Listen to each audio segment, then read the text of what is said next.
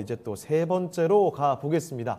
이번에도 계속 유튜브 종목 이어보도록 할 텐데 이지선님께서 보내주신 종목이네요. 자, SK 바이오사이언스 보겠습니다. 이 종목 매수하신 가격부터 먼저 볼게요. 자, 매수가가 25만 8천 원입니다. 비중은 5%, 뭐 많지는 않으신데 호재에도 불구하고 계속 내리네요 라고 말씀해 주셨죠. 네, 그렇습니다. 오늘도 사실 이 종목 6% 넘게 밀렸습니다. 게다가 이 직전 거래일인 지난주 금요일에도 4%가 넘게 밀렸었던 그러니까 최근 들어서 주가 많이 밀려나고 있거든요. 그래서 걱정이 좀 크게 되셔서 지금 문의를 주신 게 아닌가 싶습니다. 자, 그러면 계속 내려갈지 다시 또 반등의 여지를 만들어낼 수 있을지 지금부터 확인해 보겠습니다. 자, 김정수 전문가님, SK 바이오사이언스입니다. 25만 8천 원에 5%.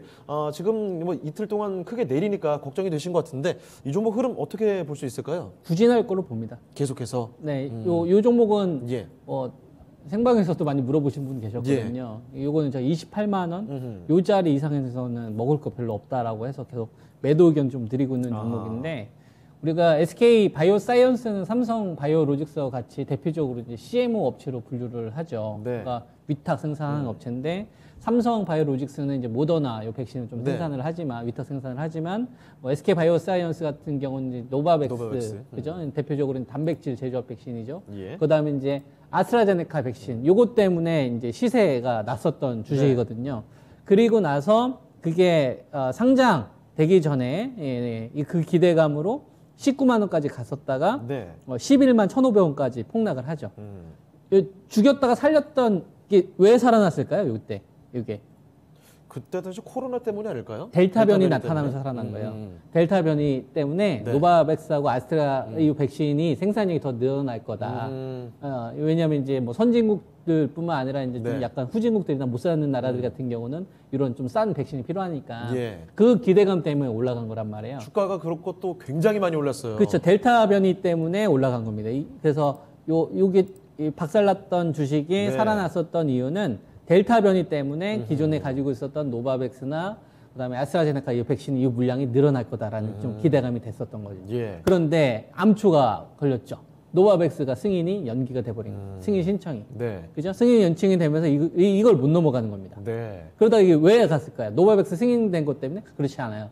노바백스 승인된 건 얼마 되지 않아요. 유럽 쪽은 승인 받았고 미국 FDA 같은 경우는 아직 대기 중이에요. 그러면은 요거는 노바백스로 올라간 게 아니란 말이에요. 어떻게 저렇게 급등했죠? 요거는 삼바가 없는 걸 얘가 가지고 있어서 그렇죠. 삼성 바이오로직스는 백신 개발을 하고 있지는 않죠. 근데 이 주식은 이제 빌 게이츠 재단을 통해서도 지원을 좀 받았고 정부 쪽에서도 좀 선금에 좀 들어가서 최초의 우리나라 국내에서 이제 임상 3상을 진행을 하다 보니까 요 시세는 CMO 위탁 사업으로만 평가받았던 기업이었던 거고 그리고 여기서 노바백스는 해결된 게 아니란 말이에요. 노바백스는 아직 지금 승인을 대기하고 있는 상태입니다. 유럽 쪽은 됐지만 미국은 좀 대기하고 있는 상태니까 요 랠리는 원래 CM으로 올라간 게 아니라 코로나 임상 3상 기대감으로 올라간 거죠.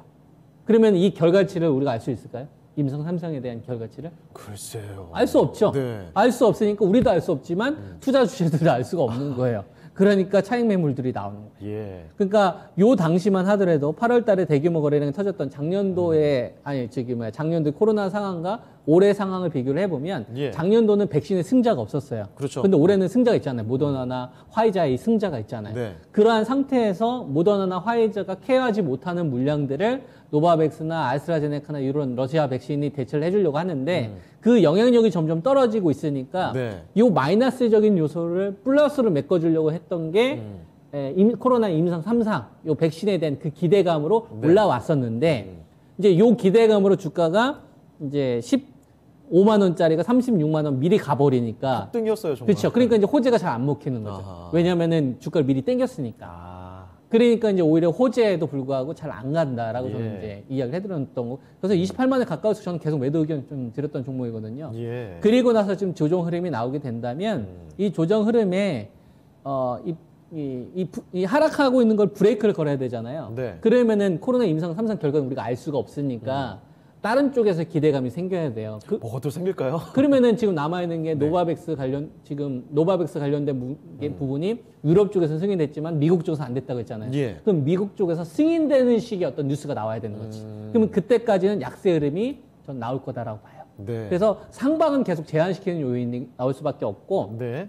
상방을 점핑하려면 코로나 임상 3상 결과가 상당히 좋게 나와야 됩니다. 예. 그리고 실제로 이게 매출로 이어질 수 있는 식으로 보여줘야 되는 거죠.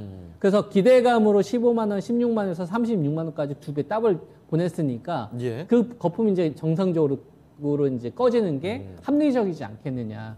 그래서 저는 22만 원 이상에서는 계속 좀 비싼 기업이라고 생각을 하고 있고 예. 28만 원 이상 자리에서는 저는 거의 뭐 기대 수익률이 없는 자리였기 때문에 계속 매도 의견을 좀 들었었어요. 예. 그리고 나서 이제 뭐 오늘 조정 흐름이 나오는 건데 요 하단을 제가 어느 정도 좀 제시해 드릴 수 있냐면 20만 원 정도 초반 정도 깨지는 자리가 나왔었을 때 예. 미국 FDA 쪽에서 노바백스와 관련된 이 승인 진행 관련된 내용들이 많이 나오는지 잘 한번 체크를 해보세요. 네. 그러면은 없던 모멘텀이 생기는 거니까 브레이크가 걸릴 수가 있습니다. 네. 그래서 25만 8천 원에 5% 가지고 있으면은 뭐 약간 좀 매도를 해야 되는 자리에서 매수를 하셨으니까 저는 좀 타이밍은 좀 잘못 잡았다고 생각을 하고 있고요. 네. 만약에 추가 매수를 고려를 하신다면 20만 원 초반 정도 왔었을 때 아까 방금 전에 말씀드렸던 그 미국 호재가 FDA 있으면. 쪽에서의 이 노바백스와 관련된 내용이 나오는지 잘 보세요. 유럽 쪽은 볼 필요 없습니다. 이미 결과가 나왔기 때문에. 네. 그래서 요걸 보고서 좀 타이밍을 이슈랑 같이 잡아야 될 거예요. 아하. 네.